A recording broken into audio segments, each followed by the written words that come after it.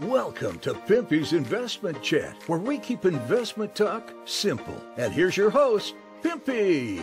What is going on out there, peeps? Are you guys ready? There are a lot of people in Iraq who are posting ready.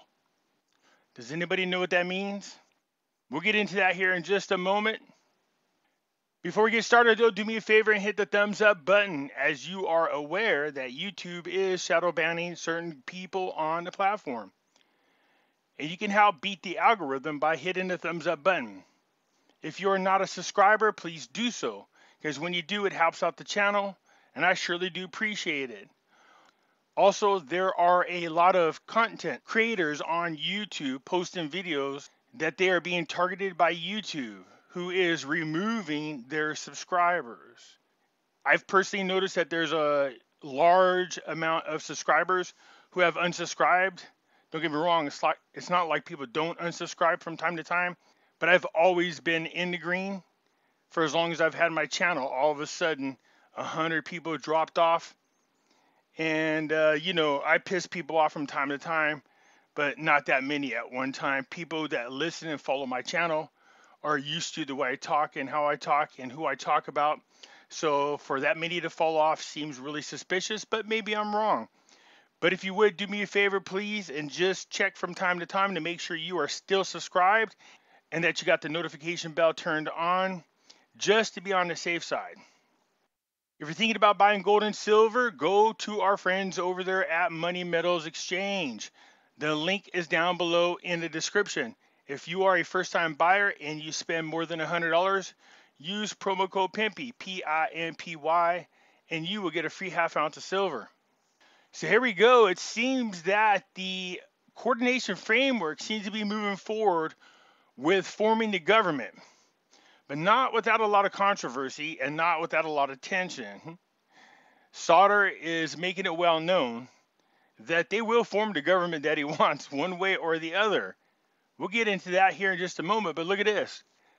The framework sets the date for announcing a new prime minister. These are its specifications. I'm going to show you here in a little bit why it is that Al-Kadhimi was not the choice of the coordinating framework. It says today, which is Saturday, Massawi, a member of the coordination framework, a representative of the Al-Sedqan parliamentary bloc, set the specification on a new prime minister while revealing the date of the announcement of the personality of the president.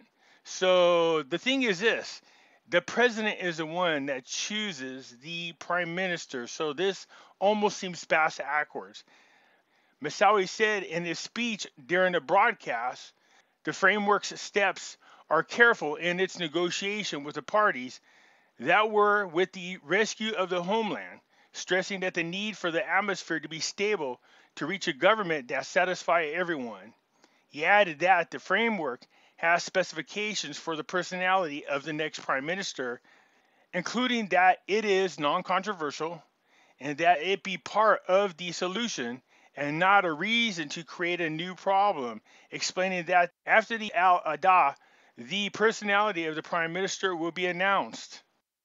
You can see here that the Kurdistan Democratic Party announces the date to start a round of negotiations regarding the presidential candidate. So I know each group has their own candidate that they want. We know that there's a group over there in Kurdistan that absolutely wants to keep on Saleh. I don't know if that is going to happen. We'll see. But a date has been set for them to sit down and start going over negotiations regarding the presidential candidate. It says the Kurdistan Democratic Party confirmed today, Saturday, the round of negotiation regarding the presidential candidate will start after Eid al-Adha.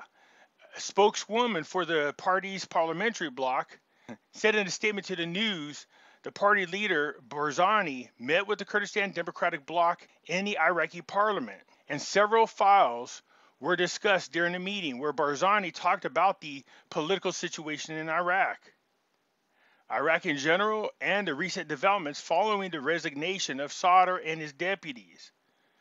Barzani stressed that regardless of who will take the lead in the scene, we are the owners of the legitimate cause and the constitutional rights of the Iraqi people The region and the rights of the people of the Kurdistan must be defended.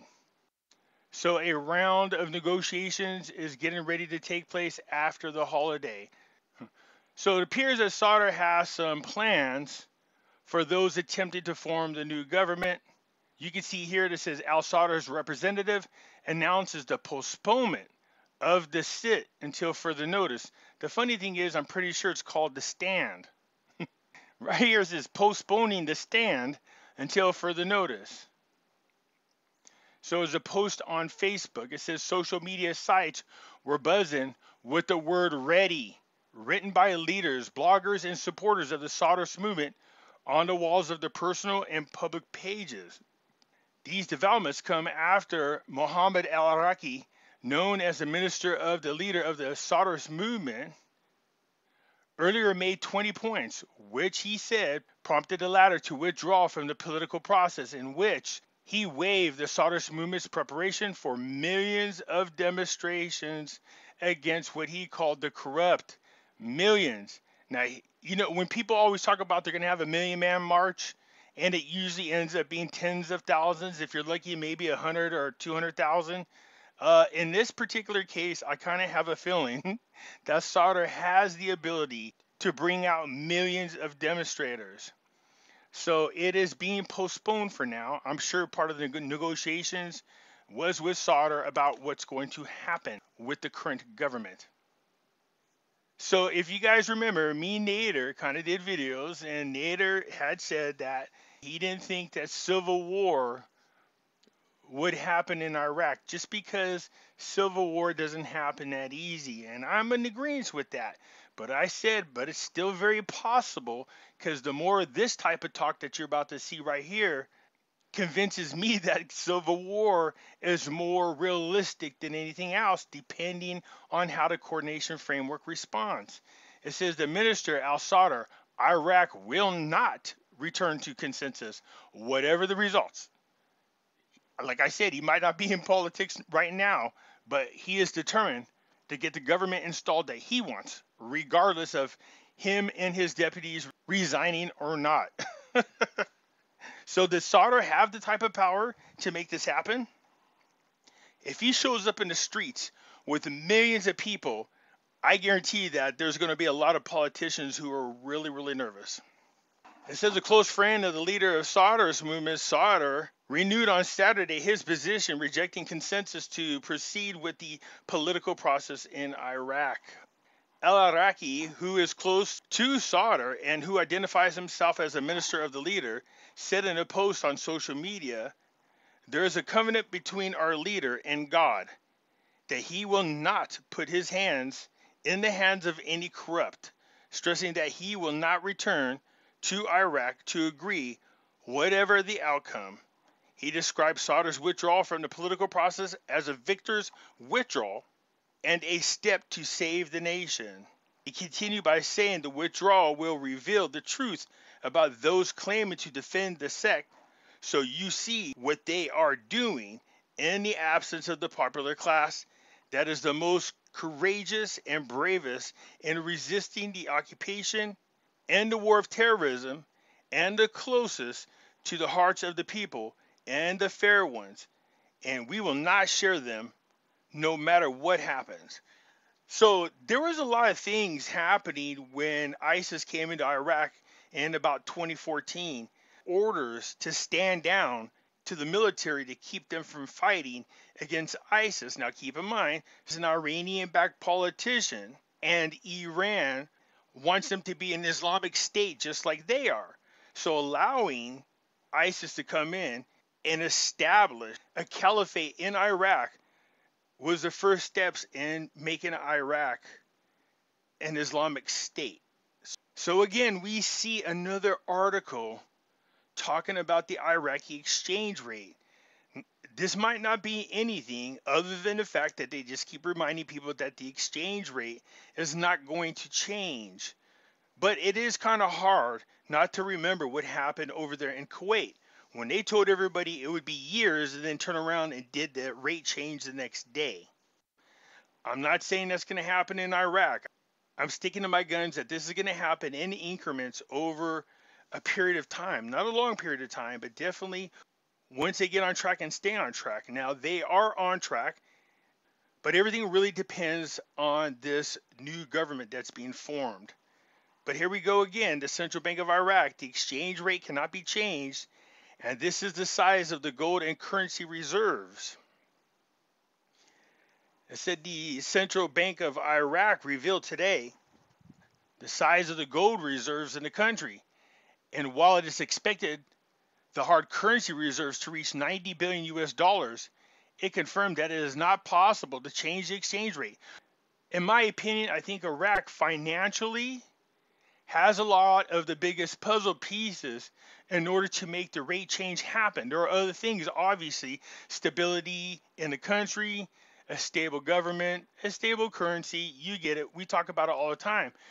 The fact that their gold reserves are increasing, as well as their foreign reserves, are two big steps. So those are good things, but there's still a lot of things that need to happen before Iraq can make that change. Said the deputy central bank governor said in a statement that it is hoped that the bank's reserves of hard currency will reach 90 billion US dollars. We now have more than $70 billion. I would say as long as oil prices stay where they are right now, they could reach that. He went on to point out that Iraq's gold reserves are currently more than 100 tons, after we bought more than 30 tons during this period. And they're going to buy more, by the way. As for changing the exchange rate, the deputy governor of the bank affirmed that the exchange rate cannot be changed, stressing that there is no justification at the present to change it. At the present. He explained that changing the exchange rate confuses the markets at the present time, pointing out that the change depends on the economic situation and within the monetary policies of the country. See? So they're saying to people, look, it's not that it can't happen. We have to get our ducks in a row first. He stressed that the ruler and the economic circumstances determines the appropriate decisions to change the exchange rate. So when I voiced my opinion that it would go up in increments and it would be done over a period of time, people lost their damn mind. You had other YouTubers out there talking about me as well. They weren't agreeing because they've been pumping smoke up their subscribers' butts for so long and lying about it. You see, here's the thing. They've been saying, oh, it's coming next week. It's coming next week. Eventually, it's going to happen. You know what they're going to do? They're going to go, see, I told you it was coming next week. That's what's going to happen. What's that old saying? You throw enough crap up against a wall, something's bound to stick. So, will the Iraqi dinar exchange rate change? Yes. Having that much in reserves is a great step forward. Having that much in gold is a great step forward. The fact that they have outstanding amount of revenues coming in is a great step forward. But those are just some of the steps needed. If they all of a sudden got their ducks in a row, well, then it would happen much quicker. But I'm still concerned about what government is going to be formed and who is behind that government. People didn't like when I said if Maliki gets in there and he takes charge of this government and helps form it.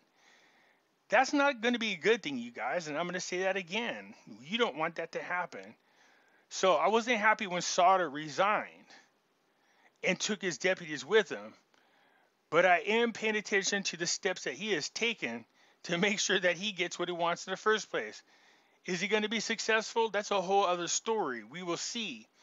But the other thing I liked about Sauder taking control of this government and forming it was the fact that I really believe he was going after the corrupt people. And so was Al-Qademi. They were going to do it together. This is why Maliki does not like Al-Qademi. Here's what I'm talking about. Now, this article is from September 15, 2020.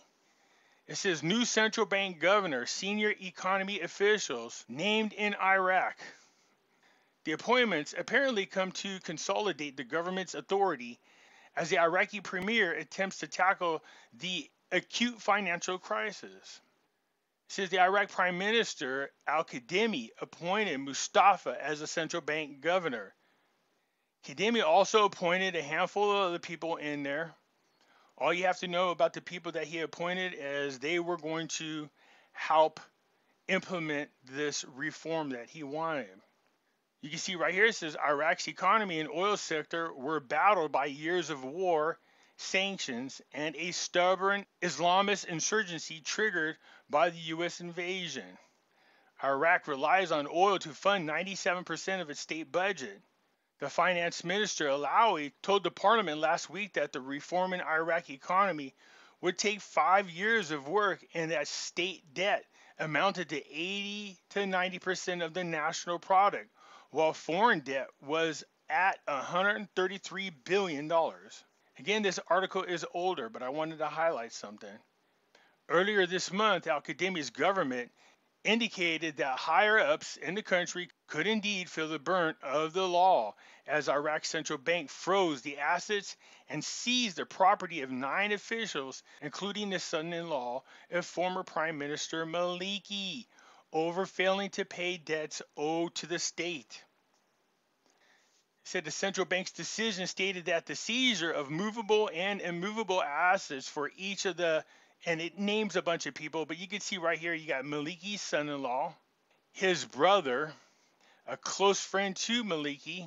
See, they were so corrupt, they just thought they could do whatever, and they had all this money, and they got it, and they wouldn't pay it back, and nobody would say anything to them. Remember, when Al-Qadimi took over as a prime minister, they killed his best friend to send a message. It said the list also includes names of people that were all part of Maliki's group. The targeting of Maliki's close circle is viewed as a bold move, as the former premier, who headed the Iraq government for 8 years between 2006 and 2014, had long been able to shield himself from accountability by infiltrating various state institutions.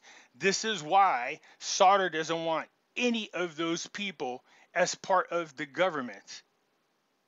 They were protecting one another. We see that happening now in our own government. So when Qadimi was going after Maliki, they killed his best friend, and he was told that Maliki was off limits. Al-Qadimi's like, that's fine, and he went after all Maliki's family members instead. Maliki is accused of widespread corruption and squandering hundreds of billions of dollars of oil money. He is also blamed for weakening the country's security and military establishments, paving the way for ISIS to tear into Iraq and cause untold disaster and tragedy. Yeah, he was, because again, he is an Iranian-backed puppet. And although people are going to say, well, didn't Iran help fight ISIS? Did they? Why would Maliki drop his guard and allow ISIS to come in so easily? One of the generals in his military said that Maliki gave the stand-down order. If Iran wants Iraq to be an Islamic state, doesn't that make sense that they would allow ISIS to come in? Since assuming office in May, Qadimi has pledged to refer all those suspected of corruption to the judiciary, regardless of their position within the state. However, Iraq observers did not believe his campaign will grow into a confrontation with powerful political players at the time when the premier is seeking to appease tensions with parties and militia close to Iran. That's where Sadr comes in, because Sadr don't care.